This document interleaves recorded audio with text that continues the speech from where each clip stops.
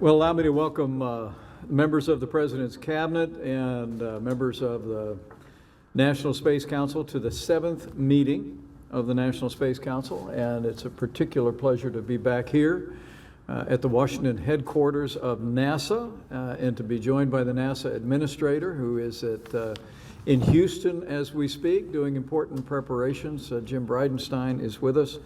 But to all who are gathered here today, welcome to the Launch America edition of the National Space Council.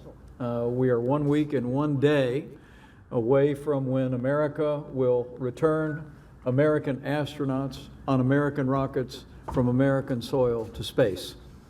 And it's an extraordinarily exciting time in the life of this program. And I know I speak on behalf of the President of the United States when I express my appreciation, Jim, to you, to the entire NASA team, my profound and humble admiration for the astronauts that we'll be speaking to in just a few moments, who will be carrying American leadership back into space from American soil next week. And I know I speak for the President when I say how grateful we are for the long hours of work represented by the members of this administration of so many critical agencies, and that has really put into practice President Trump's vision for renewed American leadership in space. I had the great privilege, as I see General Hyten with us, Vice Chair of the Joint Chiefs of Staff, I had the great privilege of being at the Air Force Academy not long ago when we commissioned the very first class of officers to the United States Space Force. And that, combined with the return of American leadership in human space exploration, this is an extraordinarily exciting time. And it comes at an important time in the life of our nation. We find ourselves over the last many months dealing with an unprecedented pandemic, but we've seen the American people respond, from our healthcare workers to first responders to leadership at every level across the country. We have stepped forward and met this moment as a nation. But now, as of today, when all 50 states are in some measure beginning to reopen, when we see encouraging signs of beginning to put the heartbreaking losses that we've experienced and the case numbers declining, it's a time of great hope and a great encouragement. Even the news yesterday of a promising new vaccine being developed is giving hope to the American people that we'll get through this. And when the history of this time is written, we'll record that we got through this together, working together as Americans, under the leadership of this president in full partnership with all of our governors. With a whole of government, a whole of America approach, we've responded. But it seems to me altogether fitting that as the American people come every day closer to that day that we put the coronavirus epidemic in the past, that we're approaching such an exciting time in the life of our nation, whether it be the launch of the Space Force or whether it be the launch of American astronauts back to space next week. This is exactly the kind of leadership that has ever inspired our nation throughout my lifetime, and I know it's going to be a great inspiration to the American people when we see those rockets fire next week. I want to thank a special group, all new members of the National Space Council who are with us: Secretary of Energy Dan Brouillette, the Acting Secretary of Homeland Security Chad Wolf, the Acting Director of National Intelligence Rick Grinnell, and the new Director of the President's Domestic Policy Council, Brooke Rollins. We welcome you to the National Space Council and are grateful to have your leadership. Today we're going to hear from other cabinet members that have played such a key role in the development and implementation of the President's vision for American leadership in space. Secretary Chow and Secretary Ross are going to update us on the latest on regulatory reform measures that have really catalyzed private and entrepreneurial development of space. The Secretary of Energy, Dan Brouillette, is going to talk about how we're leveraging American energy in space. Jim Bridenstine is going to give us a report on the progress of not only Launch America, but also the Artemis program, which will put the next man and the first woman on the moon by 2024, and we'll hear from the Deputy Secretary of Defense about the stand-up of the Space Force. I'm also especially enthusiastic about hearing from two extraordinarily courageous Americans.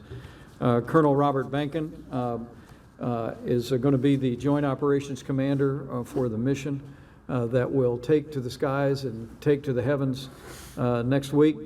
We'll be speaking to him in just a few moments. Doug Hurley will be the spacecraft commander as well, and these two astronauts represent the best of America, and they will be renewing American leadership in space from American soil, and we're going to be very grateful to speak to them in the time that they have remaining today. With that, let me just thank all of you. It's remarkable to think in 3.5 short years, America is leading in space once again. With the launch of the Space Force, we're seeing to the security of our nation. With the return next week of American astronauts to space on American rockets from American soil, we're renewing our commitment to lead in the vast expanse of space every bit as much as America leads in the free world. So thank you all very much for your great leadership. And Jim Bridenstine, share some opening comments, then I think we've got some astronauts to talk to. Yes, sir. In fact, they would be here right now. They are going through some final medical treatment. And as a matter of fact, part of that testing is COVID-19 testing. So that kind of gives you the situation that we've been operating under during these days. And while it's been difficult, it's also important, which is why we've been moving forward with alacrity. I can tell you another important update that I just got. It gives me a heavy heart to share it with you.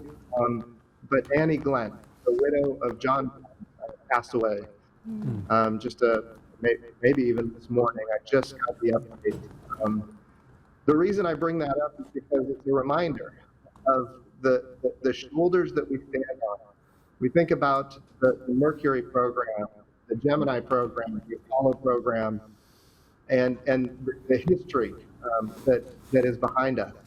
As you mentioned, sir, we're going to launch American astronauts on a brand new rocket. This has happened in American history 4 times.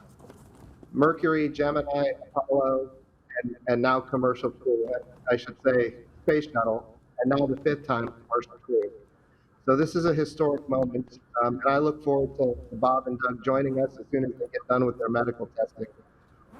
In the meantime, sir, you're absolutely right. We're going back to the moon. We're going sustainably. We're following the President's Space Policy Directive 1. As you announced just over a year ago, we're going to send not just the next man, but the first woman to the South Pole of the Moon by 2024. And we have been moving forward very rapidly to achieve that end state. And I'll just go through the different elements of that where we've been making great progress. We all know that SLS is a rocket program that has been met with challenges and delays and cost overruns. But I want to be clear. We are very happy right now at NASA that the SLS core stage is complete. I want to say that again, sir. The SLS core stage is complete, and all 4 RS-25 engines have been integrated. It is now assembled at the Stennis Space Center in Mississippi, and it will be going through a green run test this summer and of course into the fall. I will tell you, we would be complete with the green run by the end of the summer if it wasn't for the coronavirus, which has set us back. We had an outbreak down at the Stennis Space Center. But I'll tell you, we're in great shape there. The SLS rocket is looking very positive, and we're going to be ready to launch the Orion crew capsule around the moon in 2021. It's hard to imagine. That's a year away. We're looking at, by the end of 2021, having a crew capsule around the moon for the first time since the Apollo program. So I want to be clear, the Orion crew capsule is also complete. Also, the European service module, which is of course the propulsion and the life support capabilities for the Orion crew capsule, is complete. They've been integrated. We sent them up to Plumbrook, which is part of the Glenn Research Center up in Ohio. Testing came back amazing. I was kind of shocked at how little problems we had with the Orion crew capsule, and I'm knocking on wood able to say that. The Orion crew capsule is back at Kennedy, and it is waiting for the SLS rocket to join it, where it will be mated, and then launched in 2021, towards the end of 2021, around the middle. In the meantime, we continue to develop the Gateway, which is how we make sure that our landing systems on the moon are sustainable.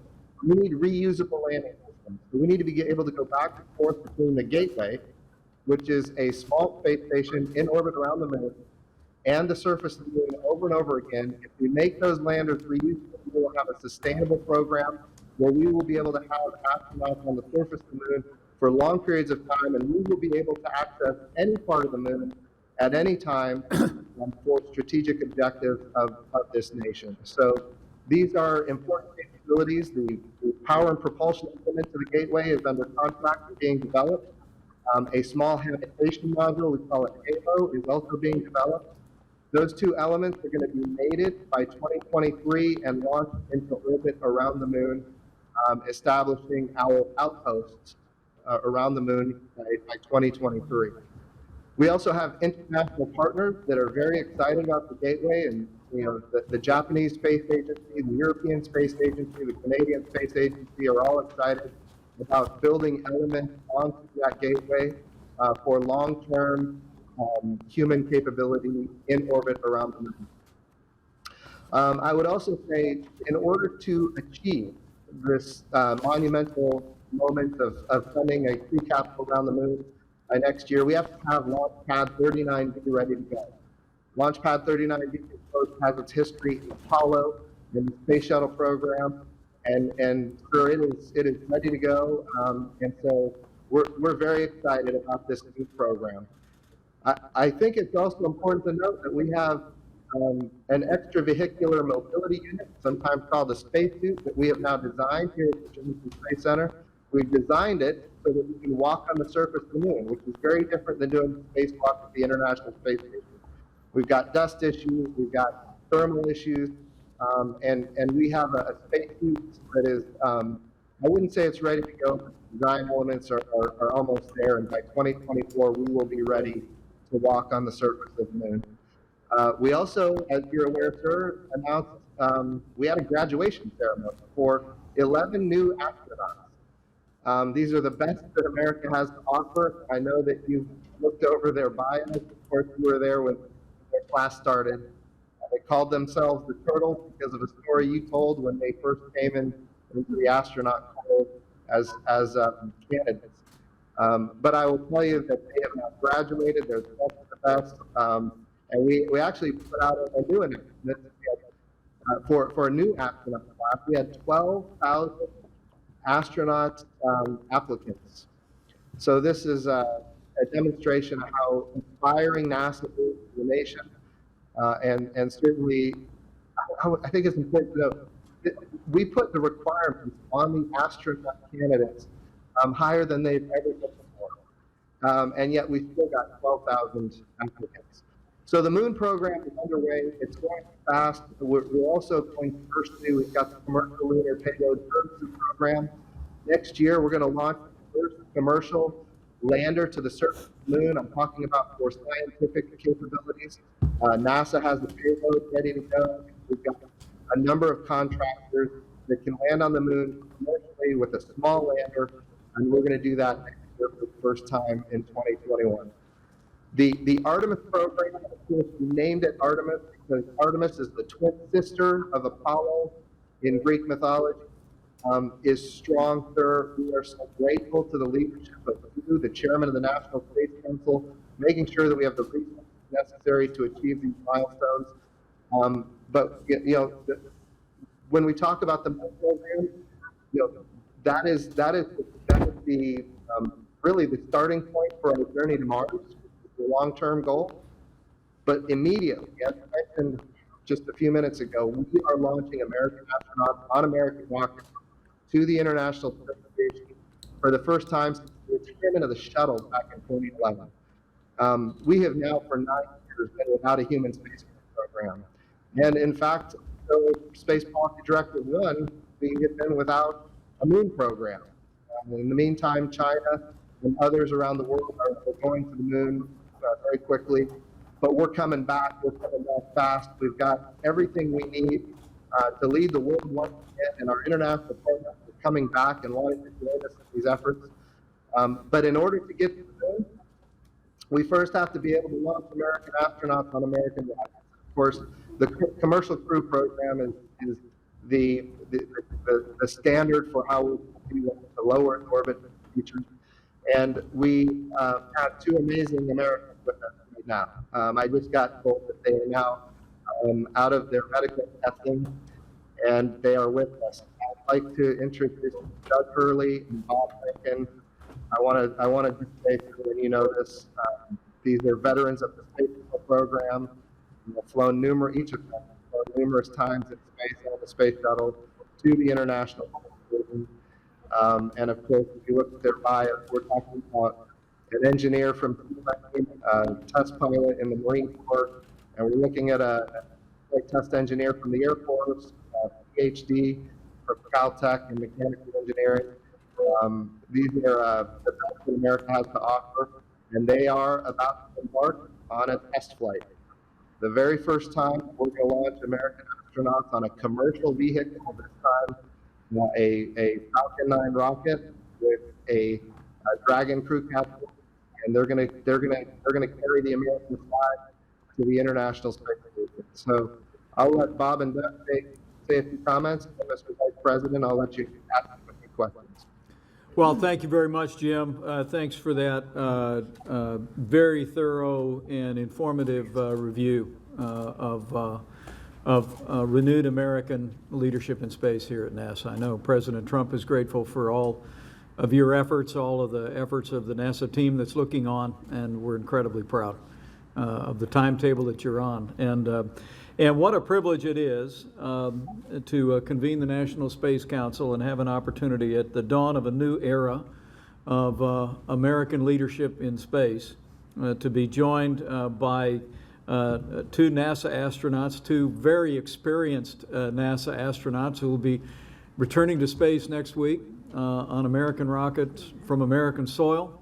And let me formally welcome Colonel Robert Bankin and Colonel Douglas Hurley.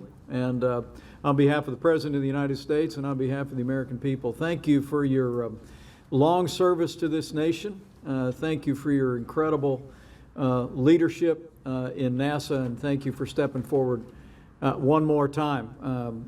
Welcome to this meeting of the National Space Council. Now, by way of introductions, I'm proud to say that Colonel Bankin is going to be the Joint Operations Commander for the mission, responsible for all the rendezvousing, docking, and undocking. Native of Missouri, been a NASA astronaut since 2000, but before that he was a flight test engineer general in the United States Air Force. Colonel Hurley is going to be the spacecraft commander for Demo 2, responsible for activities, launch, landing, recovery.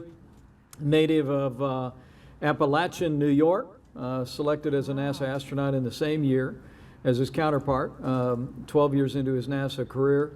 Colonel Hurley retired from the United States Marine Corps, where he proudly served as a fighter pilot and a test pilot for more than 24 years. And Colonel Hurley, I will tell you that my Marine Corps fighter pilot son will be very jealous that I had a chance to speak to you today. He really will. Each of these men have completed 2 space flights aboard the Space Shuttle and have logged more than 1,300 hours in space, 6,000 hours of training. They've been through rigorous preparation for next week's launch. And let me just recognize you, Colonel Bankin, and afterwards we'll get some comments from Colonel Hurley. But thank you for being with us today. I know it is a very, very busy time, but we're really honored to have a chance to speak to you for a few minutes. Colonel? Guess you're first. Well, thank you for that. We really appreciate the opportunity to speak with you this morning as we move towards this historic flight.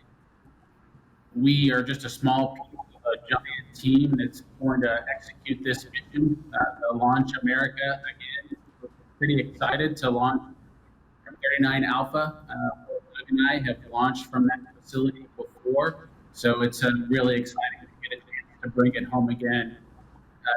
Doug and I have both spent years in the astronaut office, going through the process of launching American astronauts Russian Soyuz, and we are really excited after the experience to bring it back home and share with the new classes of astronauts what it's like to launch Americans from American soil. We do want to thank the team that worked so hard to continue to press forward with this mission in the face of the challenges of the COVID-19 situation. And we're both really excited and prepared to pull this off and bring it back home. With that, I'll pass it over to our mission commander, our spacecraft Hurley. Thank you, Robert. Great words. Very inspiring. Go ahead, Colonel. It's great to talk to you, Mr. Vice President. Administrator Bridenstine, great to see you again, sir. We can't emphasize the amount of hands that touch this vehicle from start to finish. The folks in the commercial crew program at NASA and the folks out at SpaceX, it's just been an incredible journey to get us this far. And in some ways, it's really hard to believe we're going to launch next week, but it's incredibly exciting. You know, as Bob mentioned, the challenges of the last few weeks for the entire world and the United States and how the teams have come together during this pandemic to get us to the point where we're in Florida tomorrow has just been awe-inspiring, and I hope that it's great respect for all the work folks have done to this point. It's a real honor to just be a part of this program and to launch American rockets from Florida one more time.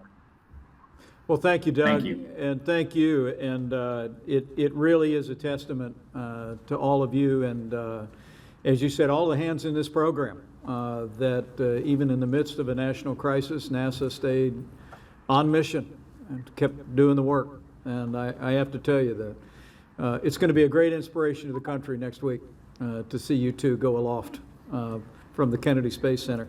Doug, you were, I'm told if I got my facts right here, you were on the final space shuttle mission, and this is going to be a little bit different. I'd love for you to share with the National Space Council and to those looking on, what does it mean to you to be going back to space from American soil after nearly 10 years, and since we ended the space shuttle program?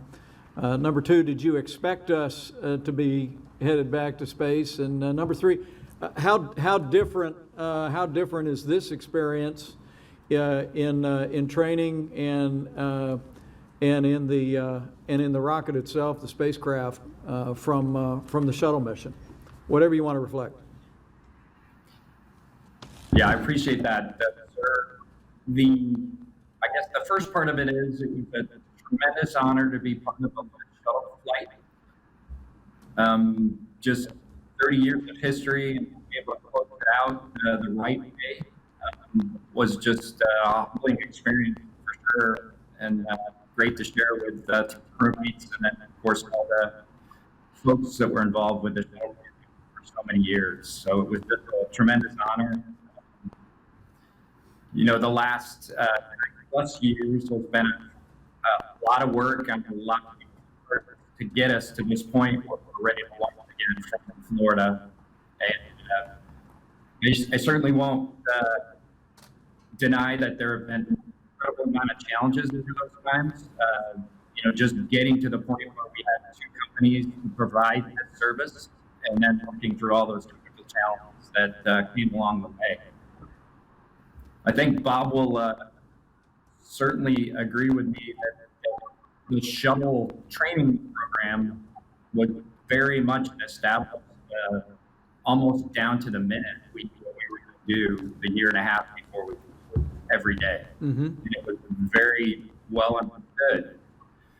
The training program that we have again, was something that we took an active role along with training folks here at NASA and training folks at SpaceX to develop. So it's been a work in progress for at least the last few years, and it will probably continue to be honed for the next few flights until it gets to be this finished product.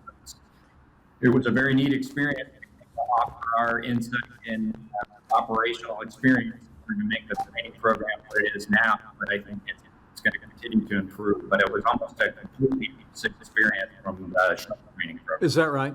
Is that right? How about the spacecraft? How do you think, I'll go to Bob. Colonel, how different is this ride going to be, you think, from your shuttle ride? Or is it different at all? Oh, yeah. I think for both Doug and I, we're expecting a very different experience from the Falcon 9 and the Dragon capsule at the space station. Of course, years have passed, so we have a much more modern design with the Dragon vehicle, and we're looking forward to that.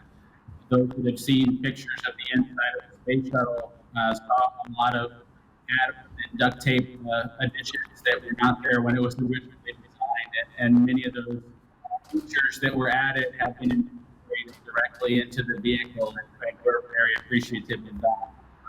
I think the other thing that we're really excited about is just the partnership that SpaceX and NASA have been able to achieve to draw upon NASA's experience as they continue to innovate and build something new and move forward. So I think we're really proud of that partnership and proud of the vehicle that we, the team, when I call that specific lead, Ms. Charwell and the rest of the SpaceX team, we're all one group working to pull this mission off, and we're really looking forward to doing them proud, doing a good job to take care of the rest of the members of our team as we accomplish the mission of docking to the International Space Station. Well, it really is interesting to me, Doug, that you talk about with the shuttle program, you literally day by day had, after years and years, you had a training plan in place. And with this one, it sounds like it's, with the commercial crew concept, you've been helping to invent the preparations as you've gone. And that's a great testament to both of you. And to the fact that while Americans astronauts have gone to space many times over the last 50 years, you all are, in a very real sense, trailblazers of a new era. Do you feel that, or is this? Do you see this just more as a continuation? But how excited are you, Doug? Just simply about whether it be this mission, whether it be Artemis, whether it be the United States Space Force. What does all this mean to a guy that's been at this for a great career like you? Well, thank you. It's tremendously exciting to see where we are on the cusp of launching a commercial crew vehicle next week. Artemis far behind. I mean, it's just an exciting time to be in the space business, and the direction we're going, beyond the Earth orbit after so many years. It's just we are honored to be just on the ground floor, so to speak, as we work our way back out to the floor system. I mean, it's almost wish I was a young astronaut again, because it's going to be an exciting time. I know the feeling. Flying space. Oh, that's a great line. And I'm still a young astronaut.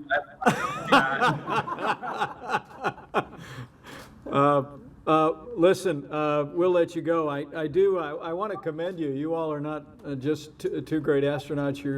You are part of two great astronaut families.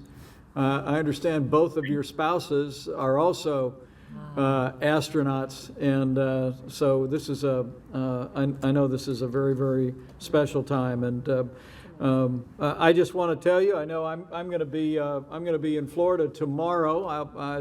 I am sure that I will be sensing the excitement building in Florida. You will have had a lot more people watching nearby at previous launches. I think they're they're encouraging Americans to watch from afar, but I want to assure you that the President and I are looking very much forward to cheering you on. I know you'll be carried aloft with the prayers of millions of Americans for a safe and successful mission. And let me just say on behalf of all the members of the President's Cabinet and the President of the United States, thank you for your courageous service. And thank you for the time today and what I know is, I know this is a head down, every hour of preparation week for you, but it's a real privilege to be able to speak to both of you. And as we think of the passing of Annie Glenn, another incredible member of the NASA family, we just say Godspeed to both of you. So thank you all very much, and let's give these two a round of applause.